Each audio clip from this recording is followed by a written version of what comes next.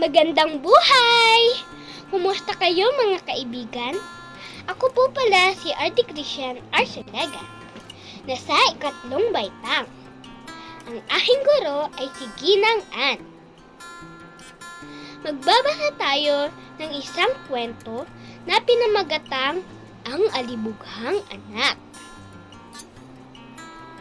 Sa isang malayong lugar ay may naninirahang isang lalaki na mayaman na may dalawang binatang anak. Nais ng bunsong anak na kunin na sa ama ang lahat ng kanyang mamanahing ari-arian. Nabigla ang ama, ngunit hindi niya ito matanggihan kaya't ibinigay niya ang hinihingi ng anak. Pagkalipas ng ilang araw, ipinagbili ng bunsong anak ang lahat ng kanyang minana at siya'y nagtungo sa malayong lupain. Nilustay niya ang lahat ng perang na pagbilhan ng kayamanang ibinigay ng kanyang ama sa mga walang kabuluhang bagay hanggang sa maubos na niya lahat ito.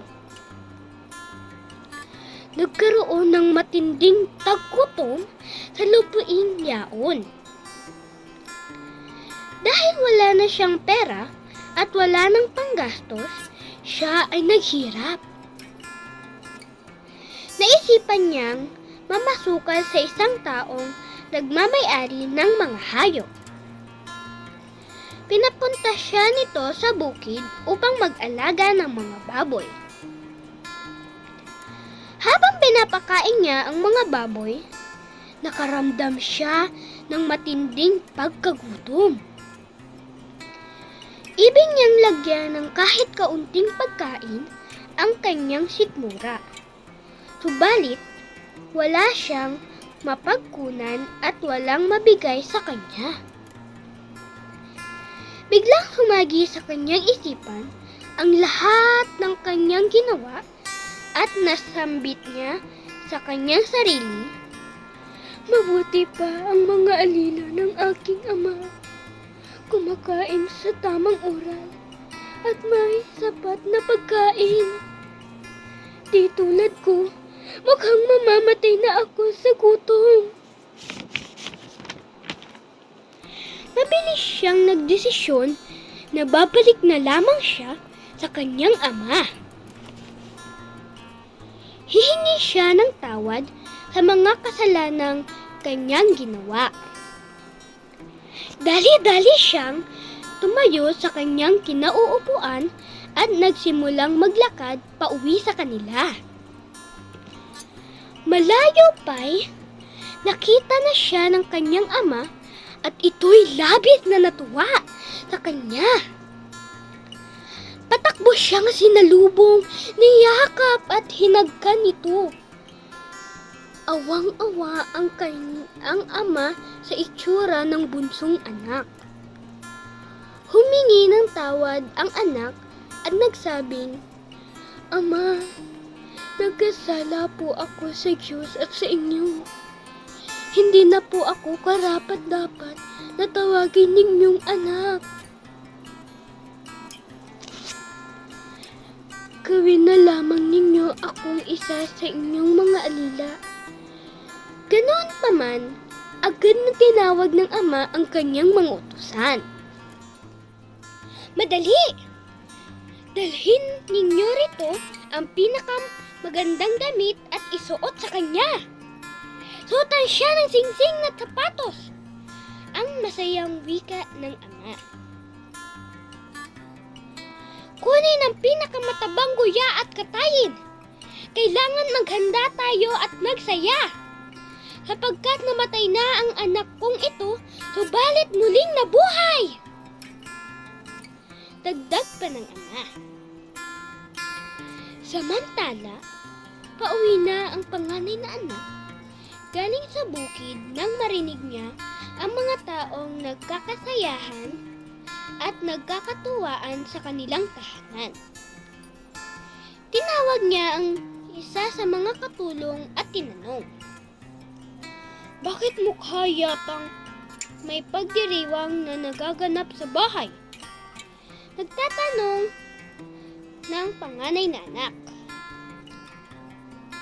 "Dumating na po ang inyong bunsong kapatid," tugon ng isa sa mga utusan.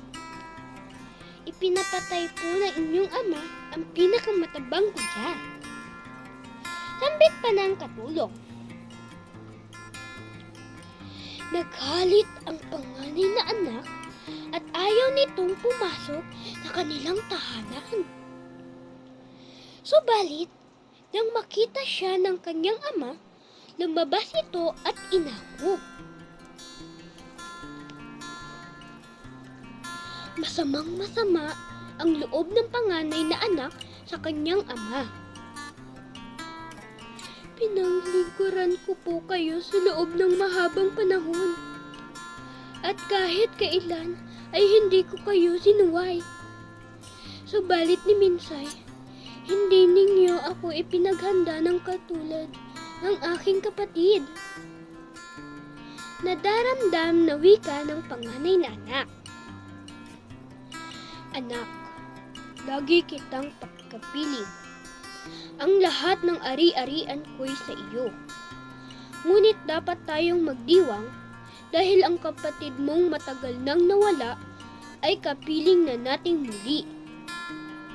Mahinahong wika ng ama. Nilapitan at niyakap ng panganay na anak ang nakababatang kapatid. Natuwa ang ama at ipinagpatuloy nila ang pagdiriwang. Napakaganda ng ating kwentong binasa.